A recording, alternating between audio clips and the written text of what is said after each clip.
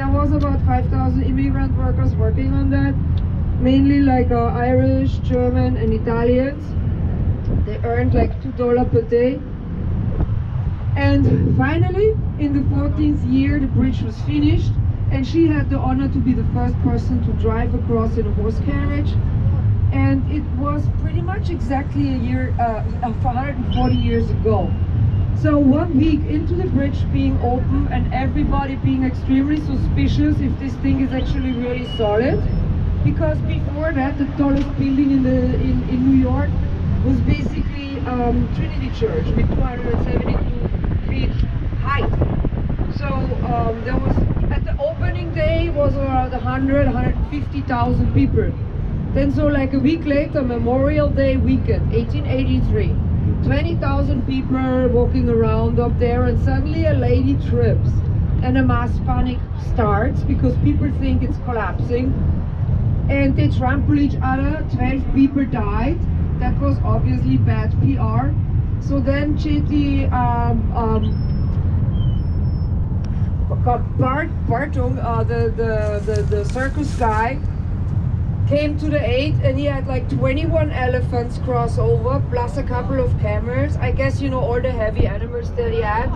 And you know, at that point it was proven that the bridge wasn't gonna fall, not that, you know, the craftsmanship was done solid.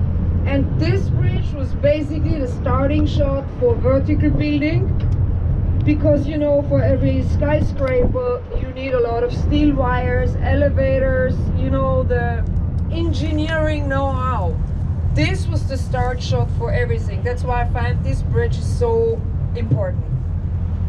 Here, this is Pier 17. We all know what happened with the Superstorm Sandy. I call it Horror Storm Sandy because it was really bad. I was here when it happened. I live in Midtown, so I was okay. Yeah, one skyscraper, like, you know, a window panel fell on the street, almost killed me and my friends. But we had no flooding and stuff. We were actually making stupid jokes. But you know, the next day, all our friends, like, you know, the subway, everything below like 20, 30, and definitely below 14th Street was flooded and destroyed.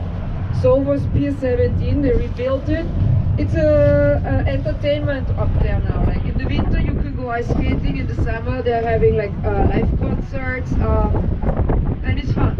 This is an old freight ship. It drove 4 times around Cape Horn. It's now a museum. The reason it stands here is because the masts, they are really high and all the masts will fit under there. But freight ships like that don't come into the city anymore, into Manhattan. You see down there the cranes. Freight ships need to stay outside now because there's not enough space to load, unload, so they cannot come in anymore. Even though technically they would fit, but we don't do it no more. Now when we are coming here between the building with windows and then the pyramid-shaped building, in between is Wall Street. And when you look at the end of it, there you see Trinity Church. Then that gives you an idea. Trinity Church was until 1884 or 1883. This one, the tallest building. Okay, so now you have an idea why Brooklyn Bridge was so important. And Wall Street was called Wall Street because there was, matter of fact, a war. The Dutch built it. You may have heard that it was before New Amsterdam, and the Dutch built the wall because they did not want the native Indians to come into their fort. They did not want the pirates to come into their fort, and they were having also not a very good taste for the British, because the British wanted that colony. So then, you know, in the middle of 1600, the Anglo-Dutch wars, the British won, and so King Charles II, we are only having now the third, a few hundred years later, King Charles II gifted the colony his brother James, the Duke of York. That's when New Amsterdam was named New York. When you buy, like in the souvenir shops, this New York established 1664, now you know why. And also at the municipal building, which I will talk about later, you see 1625 New Amsterdam, in Roman letters 1664 New York. in Roman letters, because 1625, that's when Peter Minuit bought it from the Lenape Indians, out by Bowling Green. This here is the helicopter landing spot. This was for helicopter sightseeing tours, as well as when the president comes to town. When the president comes to town, the whole area is obviously blocked off. And then there is like 3 helicopters, so that crazy people wouldn't know in which one is the president, and you know, crazy people do crazy things. So that's what then happens. Over there, you can see the Woolworth building. I will tell you when we're out. So the Woolworth building was built 1913. That's 30 years, 30 after the Brooklyn Bridge. So you see now what an impact the success with that bridge and the engineership had on building vertically. This over here is the South Seaport Maritime Building. It's a ferry docking station. This particular ferry in that building is headed over to Governor's Island. I'll tell you about that in a second. Up there's Cipriani, who knows about a Bellini, knows about Harry's Bar in Venice. They invented it. I worked for them. It's a hotel and a restaurant. I love the family. It's just very nice. So if you like wanna go for some like the finer things, yeah. Next to it, you have another ferry docking station. That's the Staten Island ferry, and this over there is a Staten Island ferry. It's very simple. This is marked in orange, and the Staten Island ferry is orange. And the Staten Island ferry runs all day, every day, free. So if you just like being on the water, you can ferry back and forward non-stop all day long. So now you see Governor's Island ferry parking here and going over there. Governor's Island is called Governor's Island because the British governors were really living there. Also, like most of the islands and waterways that you see, pretty much everywhere is a fort, an army base, you name it. Well, no wonder. If you like on the water, or you know, if you have like no protection around, like, you know, people can come in easily and, you know, want to take it over. So basically every island has a fort, military base, you name it. Each and every single one. If it's before Liberty, if it's before Alice, if it's down by the Verrazano Bridge, everywhere. Governor's Island is now a recreational place. There's no cars on there. You bicycle around, and there is like, you know, some little golf carts. There is like the Veuve Clicquot polo tunnel over there. Like, it's really beautiful. Further on the front, you're gonna see there's white tents, and it's for camping. So you can camp there, but you know, because the tents are already prepared for you, it's called glamorous camping / glamping.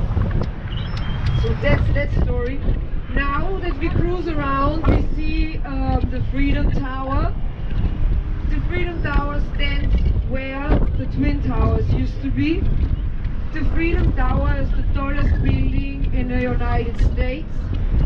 Its height is 1,776 feet. Go figure, July 4, 1776.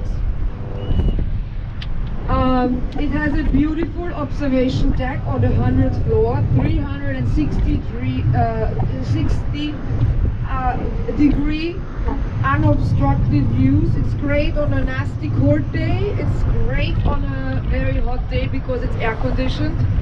But I wouldn't go on a gloomy or foggy day, because on a good day you can see as far as Connecticut. Like, you really have a view there. And there is also a bar, and there's also a restaurant. So now that we come out here, we can see a little better the skyline. Look at that, the Woolwich building. I mean, the name of the architect was Cass Gilbert. Cass Gilbert, so from 1913 until 1930, this was the tallest building in the world. And again, only 30 years after the Brooklyn Bridge. Again, engineership. Cass Gilbert was a genius. You see in the front that smaller building where you have to the right the black glass building, and then that is the museum. It used to be a U.S. Customs House, but now it is the museum for the American Native Indian. No admission, you can go in for free, and it's really a fantastic museum. Architect Cass Gilbert. When you are in Washington D.C., the Supreme Court, architect Cass Gilbert. Brooklyn Army Terminal, architect Cass Gilbert. You gotta look up what this guy was all architecting, like he was pretty much of a genius. Now that we come a little bit out, this waterway is called the Hudson River. It's named after Henry Hudson. Henry Hudson was looking for a waterway from here to India and China. There is no waterway from here to India and China, but anyway, we gave it that name, you know, in his honor. Over there you have New Jersey. Over there is also where our favorite Jersey boy came from, Frank Sinatra. When you look a little further up the river, you can see building with like a triangular terrace coming out to the right. That's Hudson Yards, that's the edge. It's observation deck with a glass ground, and for the very daredevil you can still go wall climbing. Of course they put you on a rope, but like from that terrace you can climb even higher up and like experience a little bit of like for me that's nothing, but you know, I mean, I don't want to do that, but some people like, you know, they also like bungee jumping. It's not for me. Anyhow, just say it, you got options. Another thing, you know, here in the Hudson River, in 2014, it was quite all over the news, you know, when a pilot had to make an emergency landing on the Hudson River. So that is exactly where that happened. You know, that huge plane, when something was wrong with that plane and the pilot had to take executive action and everyone survived and no one was injured, happened right here on the Hudson River. Hudson River is also an estuary, you know, on the lower part here in the harbor. It's like salt water, and like further up, it's like sweet water. When you look down there in the distance, this is the Verrazano Bridge. After that bridge, it goes out in the Atlantic Ocean. It's another suspension bridge. You see it? Down there, to the left. The Verrazano Bridge, you see? It's another bridge. It connects Staten Island with Brooklyn. Staten Island is the least populated borough. Brooklyn is the most populated borough. Before the bridge was there, like, you know, when cows were brought back and forward between Staten Island and Brooklyn, they were using the waterway behind Governor's Island. Now you can also see the white fence. Do you see that? And because the water can be rough over there, so the ship is like shaking, so they call it the buttermilk channel, because when you shake big, that's how you make buttermilk, and like, you know, the cows shaking. It was a joking expression. Over there we already see Ellis Island. Ellis Island also had a military fort on it. What else is new? But you know, 1892 it was turned into an immigration point. So 1892 the first person that immigrated through here, her name was Annie. She was a 15-year-old Irish girl together with her two brothers. When they were done like filling out all of the documents, they got a gold coin and were sent on their way. Look back to the skyline, just look at that. And over the years, in the 60 years that Ellis Island was open, you know, they put there like a hospital, you know, to quarantine the sick. But over the 60 years this was operational, over 17 million people emigrated like right through here. 95% of the people that came here actually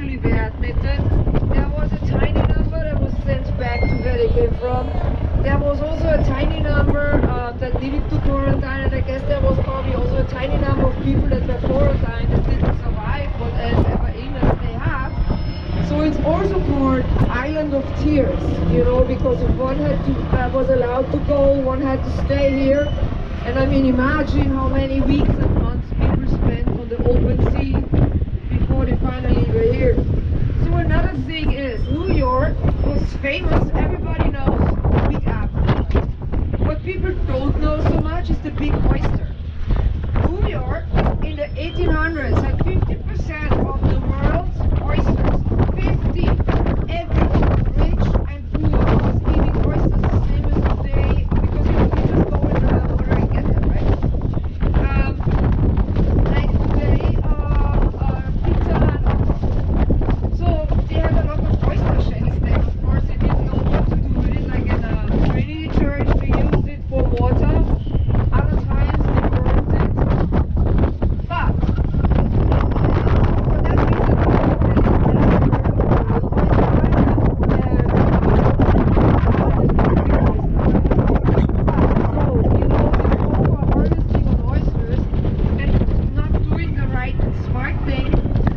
oysters feel the water too, and oysters feel natural barrier reefs, reef barriers. That's why they project.